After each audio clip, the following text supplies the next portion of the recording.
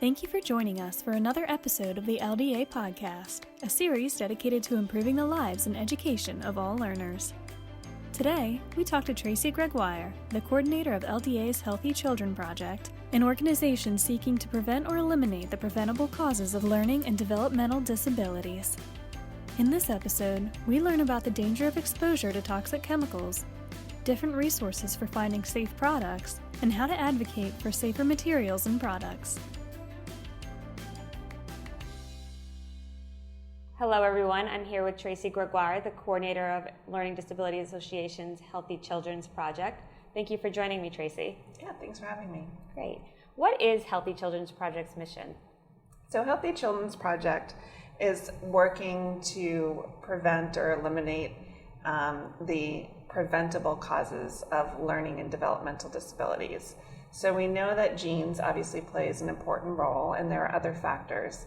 But we also know that the National Academy of Sciences reports that at least a quarter of these disabilities are linked to toxic chemical exposures or other environmental factors. So if you think of a light switch, genetics may play a role in a lot of these disabilities, but what may flick on the light for some people may be toxic chemical exposures. Oh.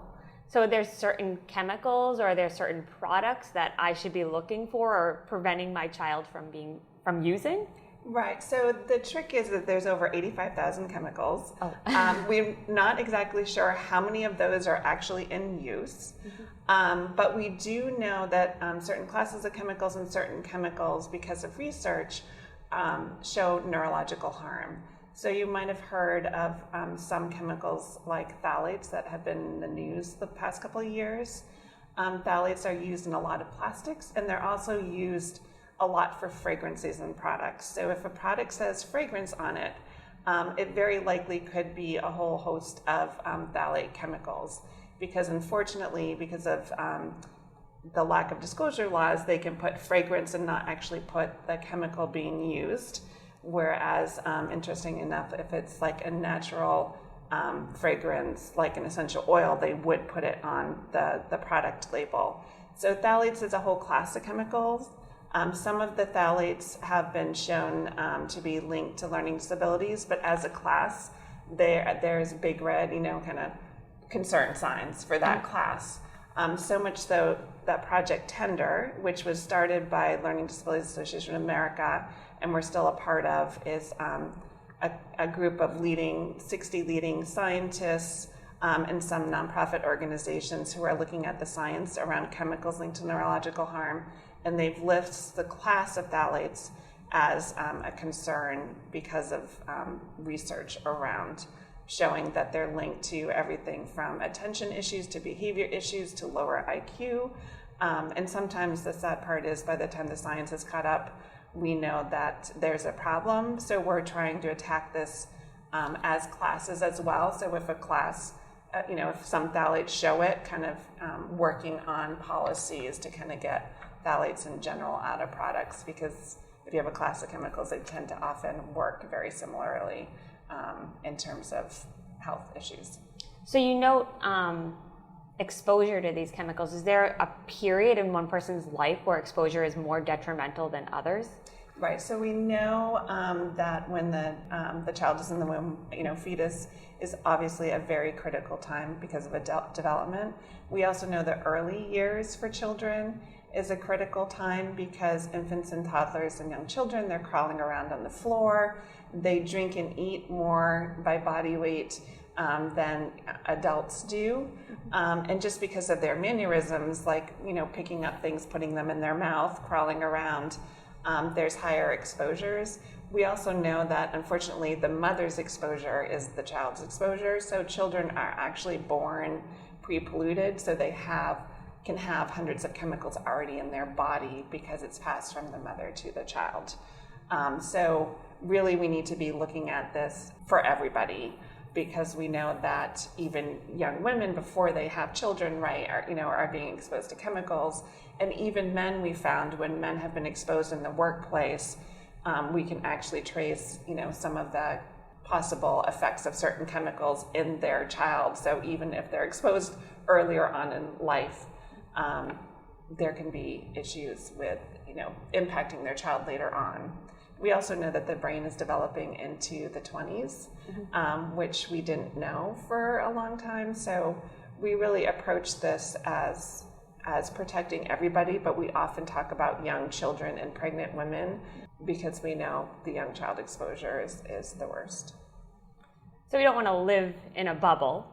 So what are some things we can do or we can watch out for? I know you talked about the phthalates, I'm probably going to say it wrong, chemical, but are there other things that we should be doing to really protect ourselves and to protect our kids? Right, so there are certain classes of chemicals. People have known about the heavy metals for a long time. So your lead and your mercury, your cadmium, arsenic, are unfortunately a little bit of even some of those chemicals can be added to products.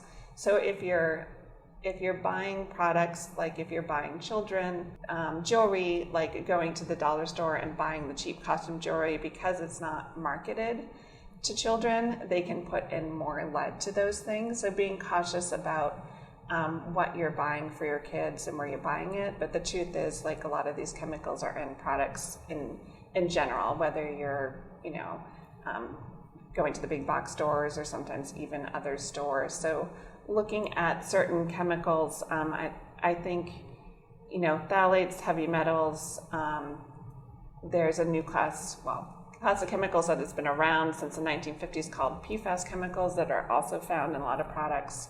And that's a whole class of about 5,000 chemicals. But some of these chemicals we know generally where they're used. So phthalates are used a lot in plastics and as fragrances. So if you're buying plastics looking for BPA-free and phthalate-free, which is a much easier to find now, which is really good. If you're a big exposure that we know for some of these chemicals like PFAS and even some of the heavy metals and the phthalates is food packaging and food. They're not necessarily intentionally added to the food, but because of the packaging they're in or because of the process that the food has gone through, they can be in food. So for phthalates, where LDA is part of coalitions with other groups, and there's going to be some testing coming out in the next few months of testing even fast food containers for phthalates and PFAS chemicals. So some of your wrappers, PFAS are used for they're degreasers, so to prevent grease, water, and stains in products, but they're also used for food to kind of keep the grease off of whatever they're putting the food in for you to bring home and take out of the fast food places. So we're trying to shine a light on the problem of where some of those chemicals are found, and then tell people and also companies what the safer alternatives are, because there are alternatives to wrapping, burgers and containers that are often have the lining that you can't see in them for that takeout food, like shining a light on it and then talking to those companies and saying, like, PFAS chemicals and phthalates are harmful to health, and LDA will say they're linked to neurological harm or possible neurological harm. There are safer alternatives out there, you need to use them. So whenever we do testing with partners and find results, we share that on the website, like the LDA of America website and Healthy Children Project website, also on the Healthy Children Project Facebook page, and say, here's recent testing showing where some of these chemicals are, here's some safer alternatives, and you can join us by, telling the companies that you want a safer alternative used. And the good news with what we call market pressure is that companies will often react when there's public pressure much more quickly than we can get policies passed at the state or federal level. So that's a little bit about the PFAS chemicals. We found heavy metals in baby and infant food, which obviously is a big concern. So Healthy Babies Bright Future had LDA of America and some state LDA affiliates and other partners across the United States going to get baby food. So I went into my local store in Maine and bought a bunch of baby food and toddler food. So, your carrots and your peas and your baby cereals, and even like juices marketed to young babies, and some formula, and tested the food or the packaging for PFAS and for heavy metals, so the lead, mercury, arsenic, and cadmium. And what we found, and what other testing has shown, is that arsenic is often in rice, because the arsenic is in the soil. So the arsenic is in the soil both because arsenic is naturally occurring, but also because pesticides used decades ago had arsenic in it, and the arsenic just stays there. So, certain areas of the United States had more arsenic than others, but with rice cereal, the easy thing that new parents can do with infants is not feed their babies rice cereal, which is counterintuitive, because pediatricians and everybody said like rice cereal is a great starter cereal. So either avoiding rice cereal altogether or using mixes, so using oatmeal with rice or mixes of cereals. But now there's oatmeal and there's quinoa and there's all these different alternatives, but the rice had the highest amount.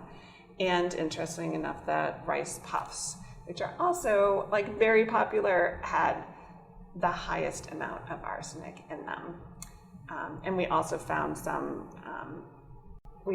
of the other baby food with lead, mercury, and cadmium, which are also neurotoxins. So we've got a little fact sheet on our website, and we can share that with folks, kind of talking about different things they can do. If you eat rice at home, which I do, you can, before you cook the rice, you can rinse it in a lot of water to kind of get out some of the chemicals, and that has been shown to be helpful, because rice obviously is healthy in a lot of ways. I think now that some of the companies know about this issue, hopefully they're going to do more soil testing as well over time.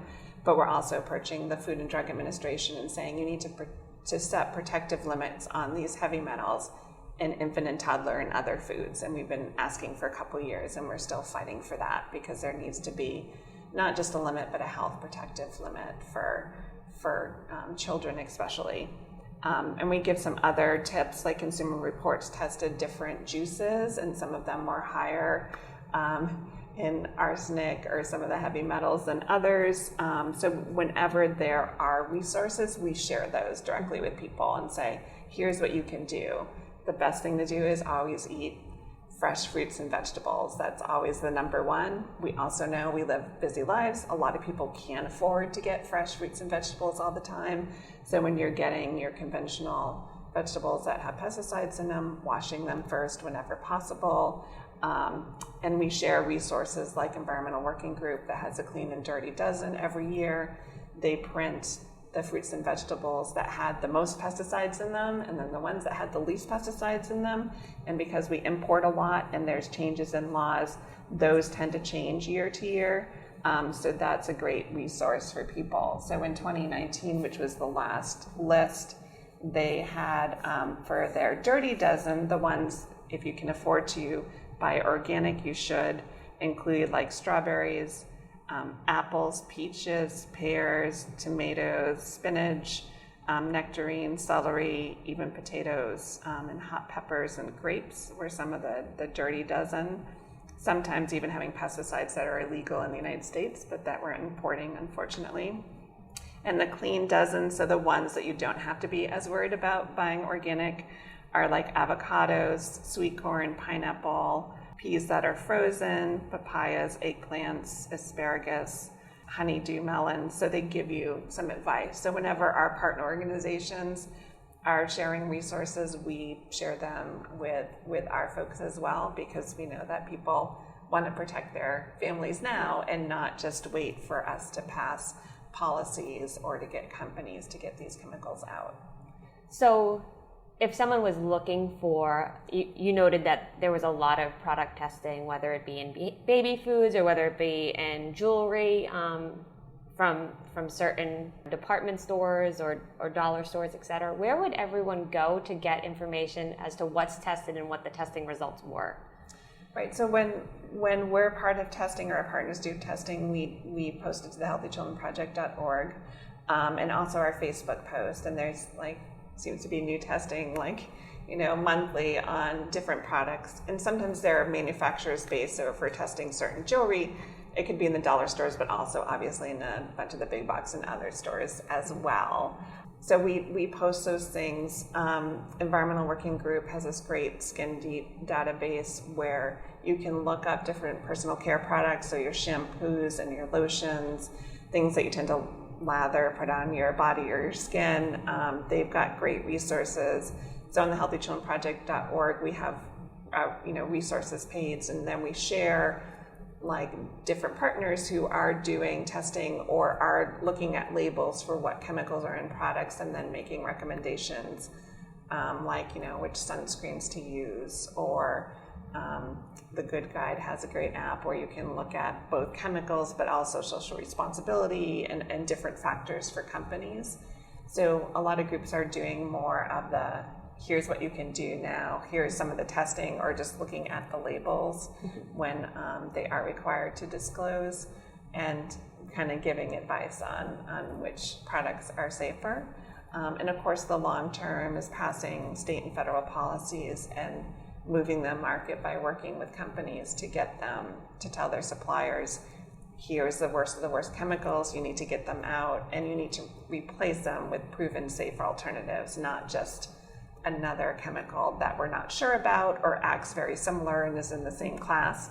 We call it the whack-a-mole game, which is you hit down BPA and then BPS pops up, which is inside of the same class and very similar and acts similar in the body.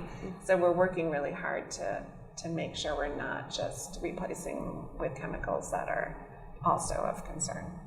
So thank you for sharing what we can kind of do for our families in the now and what's hopefully coming in terms of legislation and policy. How is as a final thought, how do we as citizens move that policy forward maybe quicker? Right, so joining the LDA listserv, we share actions both for policy and market pressure work with our members and with our general list. So every year, we're looking at policies throughout the states. For example, chlorpyrifos, which is a really nasty pesticide, it was banned for household use decades ago, and the EPA said it should be banned but didn't ban it. So some of the states started working on chlorpyrifos ban, so Hawaii was the first. And then I worked with people on the ground in New York State. New York State was the second late last year to ban it. And there are other states like California that banned it, and actually you can't even sell it now as of this month, sell it in California. And so I work with people, like I said, on the ground, like Maryland, the president of LDA of Maryland, Jamie, went to a hearing last week and was in front of the Senate committee and explaining why LDA cares about this. And I can provide information for people to call their legislators, and it's usually very simple. Like if I was doing it as an individual and not as LDA, I would say, hi, my name is Tracy, I'm a mom, I have a 10-year-old with autism and anxiety and ADHD.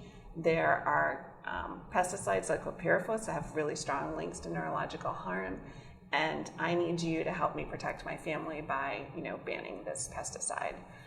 So it's sharing personal stories with decision makers that really makes a big difference. And the good news is, because of several states banning it, even just a couple states, one of the major makers of chlorpyrifos, which is Corteva, which was a spinoff from DuPont Dow, just announced that at the end of this year they're going to stop making that pesticide. And they're one of, not the only, but one of the major manufacturers of chlorpyrifos. So either by doing, a couple of states banning the chemical, they're like, okay, in the United States, we can no longer sell this chemical. We're going to use a safer one that we're already selling in other countries or other places like Europe. And when we're doing market pressure work and do some testing, like the fast food testing that'll come out soon, we need help going to those companies and telling McDonald's and Panera and whoever might have some of these chemicals in their food packaging, hey, I'm concerned about this. I want to continue to be your customer. I come here regularly. I need you to replace that with a safer alternative, so I feel good about buying your food and feeding it to my families. Those are some great scripts that we could use, both for legislators and both for companies. So I thank you for your time, Tracy, and we look forward to looking at all the resources and especially that market data that's coming out pretty soon on all the fast food. I think will be really interesting, and we can actually go to action on getting legislation passed, as well as meeting with companies and demanding change, because we want healthy children and we want to be healthy individuals ourselves. So thank you for your time. Yeah, thank you. Thanks.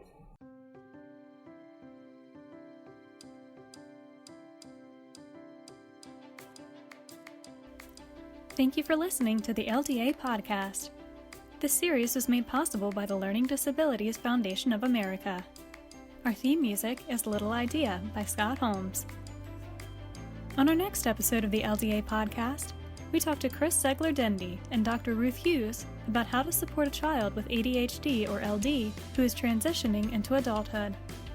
If you'd like more information from the Healthy Children Project, visit healthychildrenproject.org. And for more resources from LDA, visit ldaamerica.org.